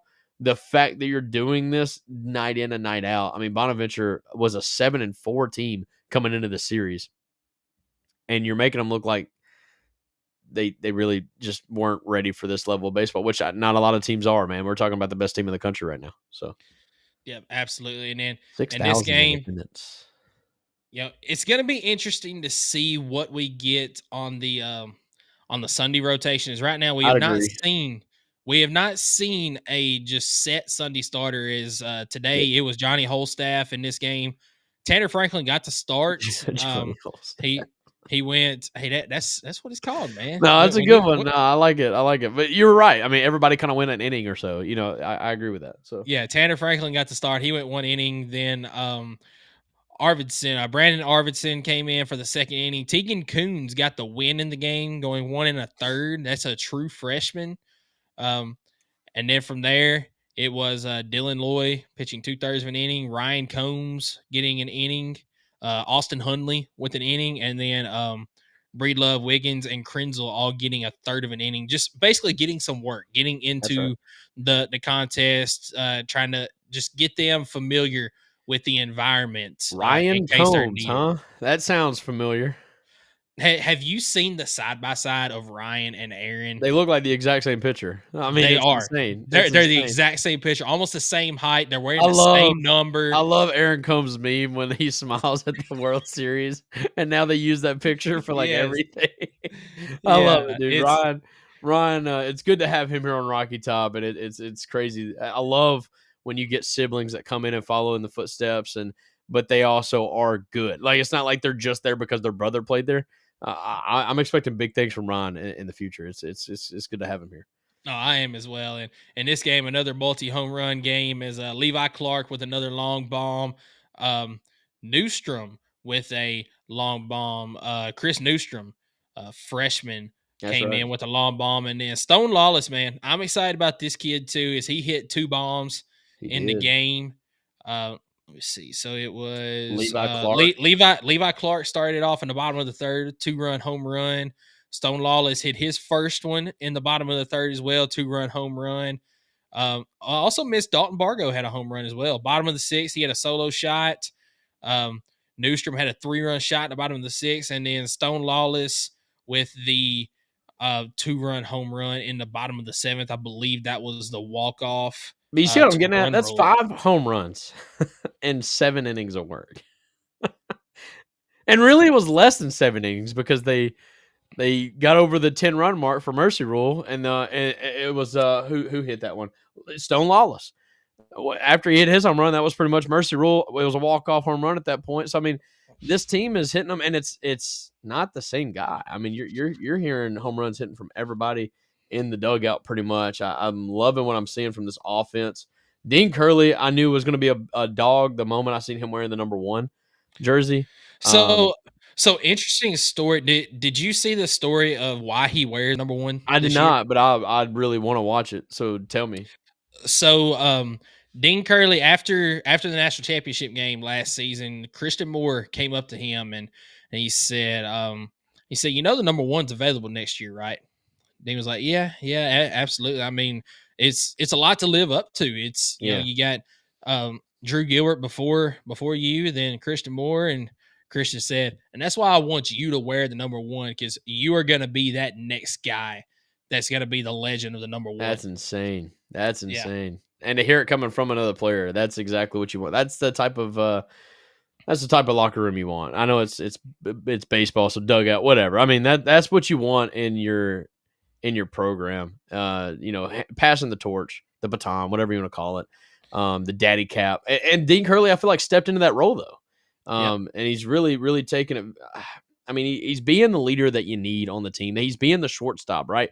That's what you've needed out of your middle infield. I mean, every baseball team you're on growing up, it's the shortstop that's usually the best player on the team. And Dean Curley's got to step into that role, and he's doing it just fine. Honestly, and I think it speaks to how good our lineup is, but he may not be the best hitter on the lineup right now, but I wouldn't want anybody else in the leadoff spot. But Gavin Keelan, Andrew Fisher, Levi Clark, Reese Chapman, give me all those guys day in and day out. We've got so many guys that are coming in for pinch hitting as well. Jay Abernathy, you mentioned him in the very beginning. That's a kid that he went 2 for 3 in this game. He's very quick. I do think he is the sibling of one Micah Abernathy who played on the football team. So he obviously, it runs in his veins. He bleeds orange, and that's where he gets the speed from. And he's been on the bases a lot. Even if he's not starting, he usually goes in and pinch runs, tries to steal a bag or two. But overall, man, you see some familiar faces in here, right? Dalton Bargo, Reese Chapman, Hunter Inslee, but there's a lot of new blood in this team, and they're stepping in. Like, honestly, they've been here before. Yeah. So take a guess. Do you know how many home runs Tennessee has hit so far in 16 games? 16 games. Well, I know they have 8 grand salamis, so that's 8 right there in 16 games. I'm just going to say that we've averaged, I'm going to say roughly 46 home runs. Close. Oh, 49. 49 home runs. So I was right then. So I did my math on 3 home runs a game, which would have gave you 48. Yeah. But I was just thinking that maybe we're just below that. Like that was my mark. But no, 49 home runs. Yeah. So we're averaging more than 3 home runs a game. Yep. 49 home runs. Of course, the home run leader on the team right now is Gavin Keelan with 8. On this team, people that have gotten at bats this season, there are only 4 people that do not have at least 1 home run on the season. Jay Abernathy, Ariel Antigua, Colby Backus, and Braden Sharp are the only 4 that have gotten at bats so far this season that have not hit a home run yet. As Chris Newstrom hit his first one today to get him on that list of people that have hit home runs. The future is bright for the baseball team on Rocky Top. Like I said, they did win on Sunday as well. I think we were talking about that 13-2 Mercy Rule. They have started 16-0, I think, for the first time in program history. What are your thoughts on this team right now so far? I mean, we're talking, it's all highlights, right? Everything's good, all the great up and up. Nothing can be stuff. But what about this team excites you about going into SEC play? Honestly, it's the pitching. I mean, after obviously the bats, they're super exciting, and they've just been knocking the ball out of the ballpark left and right all season long. But you lost Drew Beam, and you lost I'm blanking now. Who was the other starting pitcher that we lost last year? Xander Seekers, and also the Friday starter. He would normally come in after in the first or second inning. I know. I can't. Exactly. You put me on the spot, but I know exactly what you're talking about. Yeah, but I mean, you lost your entire starting rotation last year. You lost a lot of key pieces out of the bullpen. Kirby Cannell being one of them, Aaron Combs being another one. You lost a lot of key pieces, and for you to step in this year, you got the transfer Liam Doyle that has stepped in and filled that Friday night role, and right now is the number one prospect of the 2026 draft. That's insane. And it's only separating himself right now with what he's doing. I mean, it's not even close right now. Exactly. And then the strides that Marcus Phillips has made this year. Right now, he's your Saturday starter. You've got guys like AJ Russell that are working his way back from injury. Dylan Loy, a guy I'm super excited about that has come off of injury, and he's getting a lot more innings. He's going to be a key role for this team going forward. You got so many young arms. You got transfer Tanner Franklin that is coming in this year. I like that kid. He walked a kid today. I was watching him. He walked a kid in his very first batter, and then he proceeded to sit the next three down pretty much in order and in by pitch. Like it was like 3 pitches, 3 strikes. You're out. Sit down. Next guy. I mean, Tanner Franklin is business, and I'm really looking forward to see what he does in a little bit more lengthy roles. I think he's not pitched more than 2 innings at a time since he's been here, but he's gotten like 4 or 5 different outings. So Tanner Franklin is another arm, like you kind of mentioned.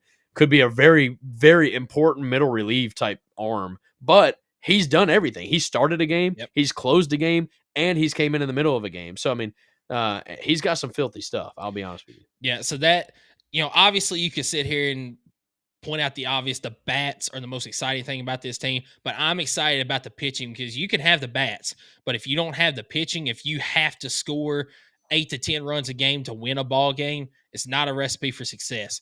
But if you can score, 6 to 8 runs in a game and hold the other team to 2 or 3 runs a game, like I think Tennessee can do for a good chunk of the season, I mean, you're going to have your bad outings. You're going to give up runs.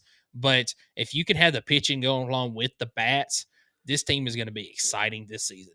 Let me see. Tennessee, I'm going to try to look it up real quick. Are you looking up the runs that they've given up this year? No, I was wanting to look up. I know for a fact they are leading the country in runs scored and home runs scored. Was going to look at all those stats.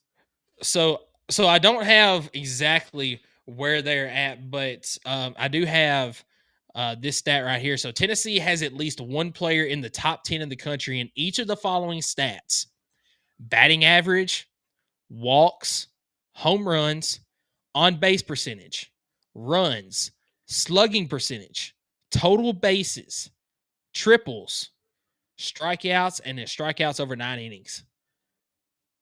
No, that's insane. I was looking real quick. Did you know that through 16 games, Levi Clark is averaging a 5.13? 5.13. That is insane. Through 16 games. Gavin Keelan, a 4.63. You've got 3 players over 400, by the way. Manny Marin, obviously not as many at-bats, but averaging a 4.14. This is like what we're seeing right now from this team is pretty crazy. I was trying to see how many home runs that they've accumulated. You've already got that. It's 49. But I was trying to look at how many runs and all that total. I'm not good enough and tech savvy enough to find all that out. But how many runs we've got on the season? But I know it's more than anybody else. I just seen it on a graphic not too long ago. But like we were leading, right, so we were leading just that. But also our ERA as a pitching staff is like one of the best as well. So on the season from the plate, here are the numbers, and this is updated after today. They have scored a total of 199 runs in 16 games. They're outscoring their opponents like 199 to like 36 or something. Like it's something 109 stupid. 199 to 35. 35. My bad. Yep. One. But 177 total hits, 29 doubles, 4 triples, 49 home runs, 184 RBIs. Let's see. Their average as a team for batting average is 348. Let's see. They have listen to this stat. 131 walks on the season. 131 walks. That is insane.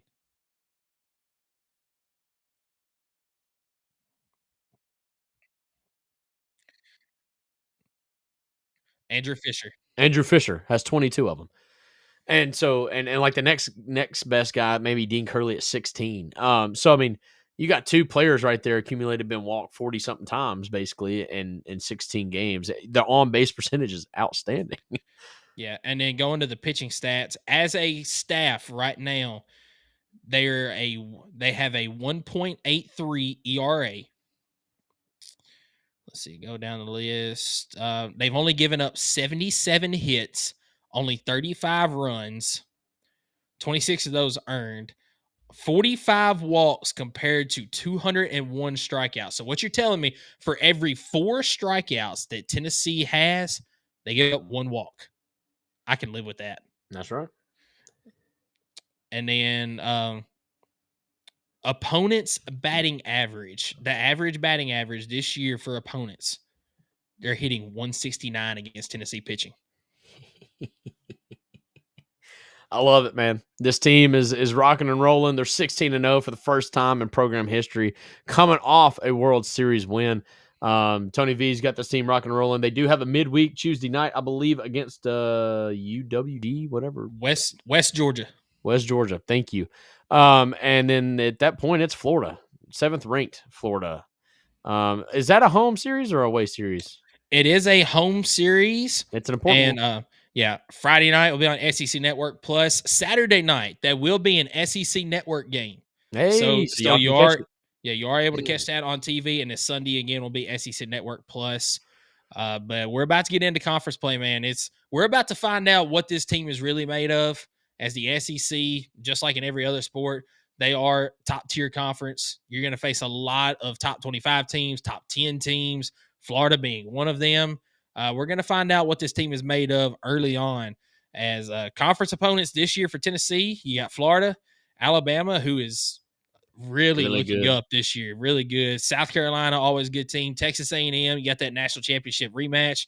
Ole Miss, Kentucky, and LSU, Auburn, Vanderbilt, Arkansas. Those are some good baseball teams that you play this season. But, one series at a time, got to take care of Florida in opening series this weekend. And just to kind of give you guys a quick rundown of the baseball standings to kind of let you guys know where everybody else is at.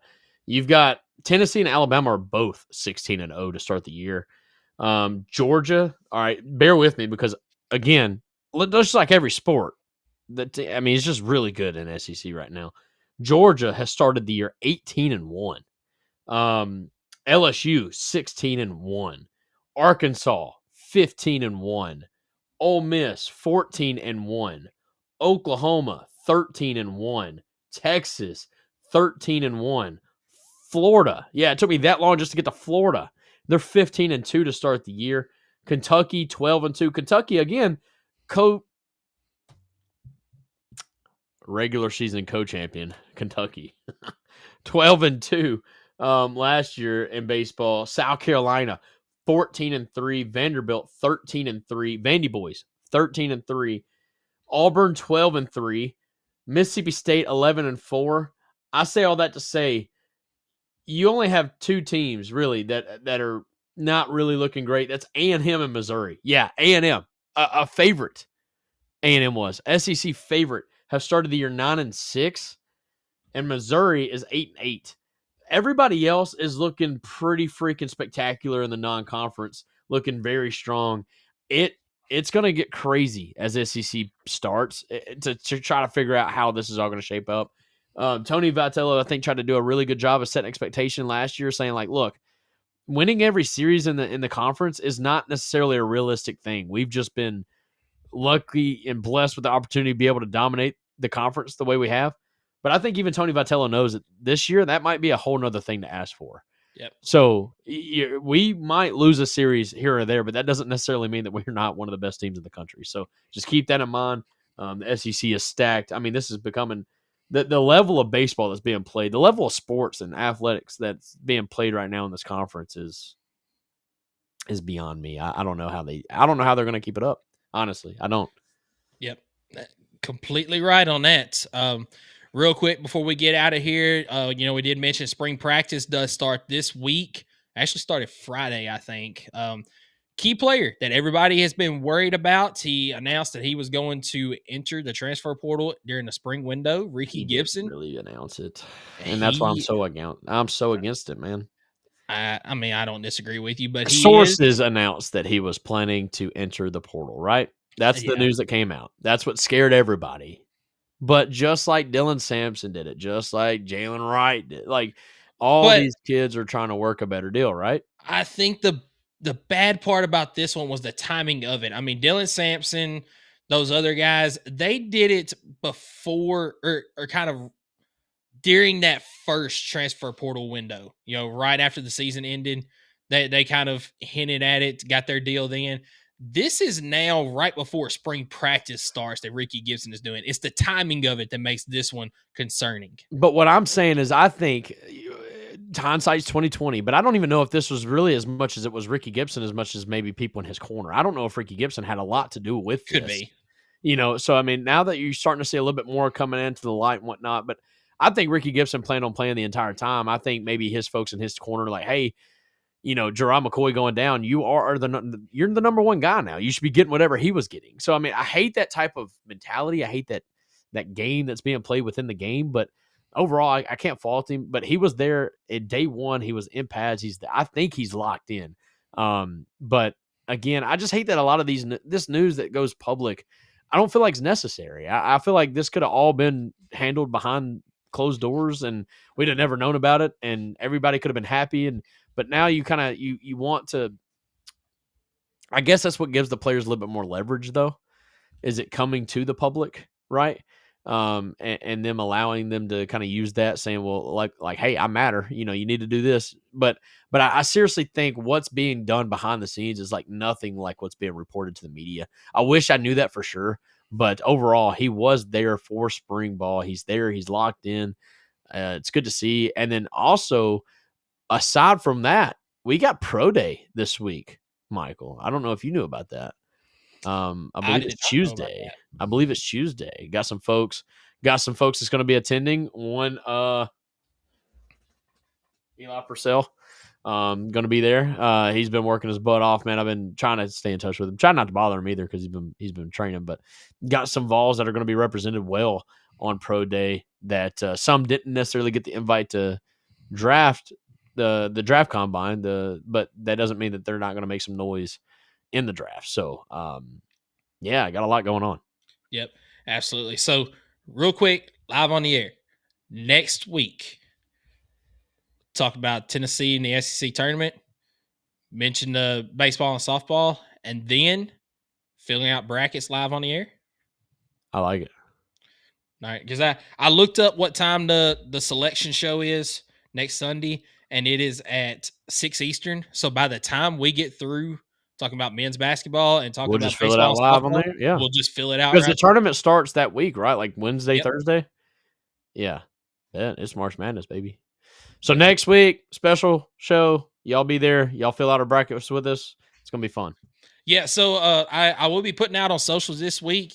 I think some people participated last year with us. I will be doing another group for the ESPN Tournament Challenge. If you would like to fill out a bracket with us, the link will be will be next week in the description on YouTube, and I'll also post that link on Twitter, Facebook, all that. Y'all can fill out a bracket with us just to see how you do against us. Most of you did better than I did last year. That's for sure. Just have a little fun. But y'all are more than willing to fill out brackets with us. We will be doing another ESPN Tournament Challenge group. Let's go. It's gonna be fun. How far you got the Vols going? I'm gonna say Elite Eight. Yeah, I'm gonna say Elite Eight is where they get. Fair enough. I think it's a disappointment if they don't get to the Elite Eight. I agree. Like massive disappointment. So once again, just like let's last gear up year, for that, baby. Yeah. Once again, just like last year, I can't say Final Four because they've never done it before. I don't care. It's Final Four bust. Let's go. Okay, here we go. All right, guys, appreciate y'all tuning in this week. Skylar, you got anything else before we close out? No, man. Go Vols. We'll see y'all next week. Go Big Orange.